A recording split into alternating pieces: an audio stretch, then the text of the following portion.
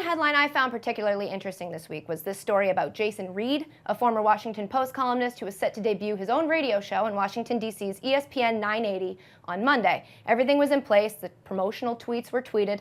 Monday morning, 6 a.m., it's about to go down. But then it didn't.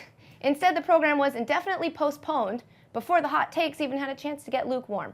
You may be asking, who cares about personnel movements at a small-time sports talk station on AM radio? Which is a fair point. But my problem isn't with the cancellation of what would undoubtedly be a mind-numbing sausage fest that unironically called itself the Man Cave. It's with this glaring issue of conflict of interest in the sports world that we all just kind of ignore. See, Reed had been a longtime critic of Redskins brass, because who isn't? And ESPN 980 just happens to be controlled by Redskins owner Dan Snyder. Yeah, the guy who makes Donald Trump seem not so bad and Donald Sterling seem not so racist owns the local sports radio station.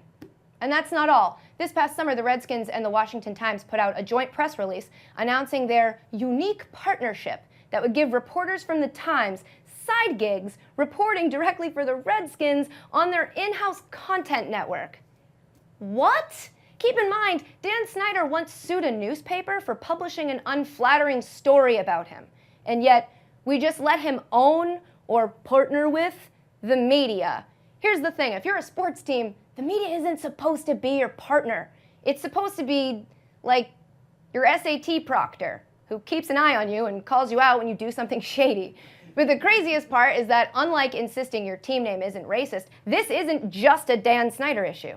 Plenty of team owners also own major media properties in their market. Similarly, a number of media companies also own sports franchises. Just to give you one example, the Philadelphia Flyers are owned by Comcast, which owns Comcast Sportsnet and NBC Sports Network, which cover the Philadelphia Flyers.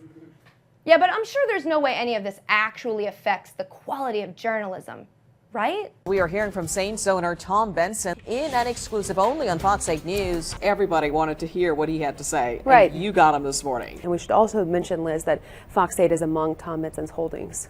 Oh, hey, side note, that guy we're reporting on, he's our boss. Now let's check in on the traffic with Regina. Sports has become such big business that essentially everyone is in bed with everyone else, which is really bad. Not just because I don't particularly want to be in bed with Chris Berman, but because we're all trying not to offend any of our partners, and our partners are basically everyone. And that leads to this happening. No NFL player dominated the headlines like Ray Rice. Unfortunately, all of his 2014 footage came to us via TMZ. I'm here with co-executive producer of TMZ. Tuesday, TMZ reported. TMZ Sports reported. TMZ. Again from TMZ. TMZ reporting that the two were on an official date. TMZ breaks the news because they're not trying to outbid someone for the right to air sports footage. They don't care if they're in trouble with the NFL or the NBA. They find information on you, they publish it. And when TMZ is the beacon of ethics in our field, you know something's wrong. So what's the solution? I'll be honest, I have no idea. But at this point, no one's really even acknowledging that this is a problem, so I think that's a start. So somebody get working on that. Just not me, I'm very busy.